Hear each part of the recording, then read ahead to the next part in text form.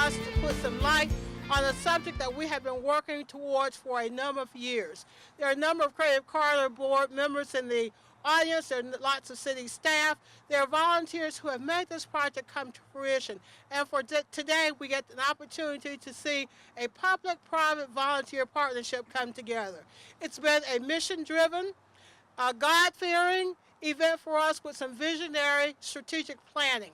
We have spent many hours early in the mornings at 8 o'clock trying to work on what this would look like in the future. Why do we do this, some would say? There are places that we go where we want to see what's in that particular city. We go to Charleston to look at the bridge. We'll go to New York to look at our replica of the Empire State Building. We'll go other places so now people can come to Winston-Salem and look at the beautiful arches. What then do they represent?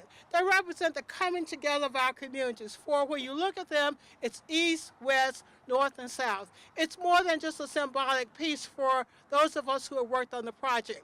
It's an opportunity for us to say, as a community, we want to bridge our communities together to make sure that we are looking at all of our citizens equally. What more does it do? It gives light to the southern borders of Winston-Salem, but more emphasis to be put on the Columbia Heights Extension community, for now there's an opportunity for a resurgence of energy, not a redevelopment, not a relocation, but for some energies to be put back into that community to look at economic equity for that area. What does connectivity mean in our community? Well, it's all of us joined together. So it's called out, so huddle up. Join arms. Wherever you are, huddle up. With our masses, we can make it work. For when we join arms together, whether we're black, white, men, or women, we can make a difference in Winston-Salem. The mayor is going to come and share some thoughts with you, and we'll see you shortly. Thanks, Joycelyn. Good evening, everyone.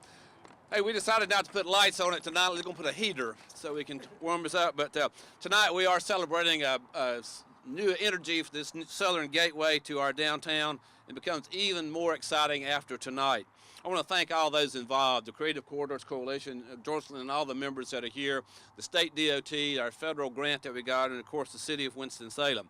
You know, this arch is over here cost about $1.6 million. It was paid for by 80% of it by a grant from the federal government. The city put in 10%, and Creative Corridors put in 10%. It's lit by 12 LED spotlights and floodlights that are at the base of these various poles over there. And this will be a great new excitement and energy for our community. And I think it will become, Joycelyn, a welcoming beacon, as you said, to visitors coming into our city and citizens coming home after a long day there. The arches can change colors. And so we'll see it highlighting Winston-Salem State University with some red and white. We'll celebrate the Deacons with some gold and white. At Salem College, their colors. At the 4th of July, red, white, and blue. And, of course, at Christmas, we'll see some red and green. So tonight is a very special time, and I'll keep looking at my watch because we want to do this in exactly 2 minutes or so. Is that about right? 3 minutes. So we've got to stretch it here, Joycelyn.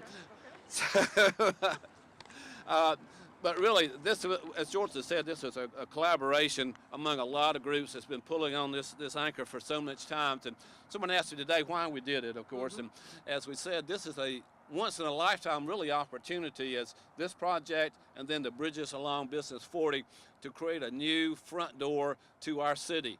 And Creative Corridors has led the way, going all the way back many, many years for the planning on this. And so we're delighted on behalf of the city to accept this. And Joycelyn, thank you. So you stretch it for another minute and a half, and then we'll count down.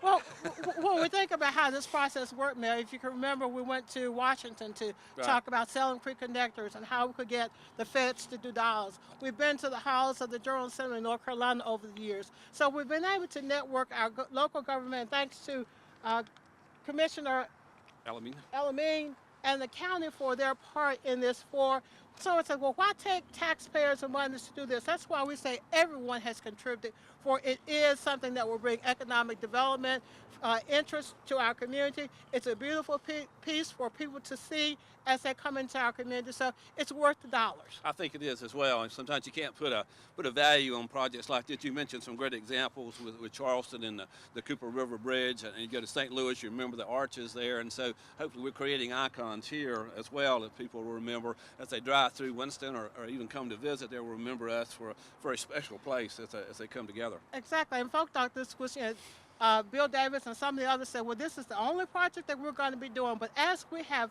shown how the connectivity has come with our project, we are now ready to look at MLK, the enhancements along Business 40, and we just ask the community to come in, join us as we try to make this process work.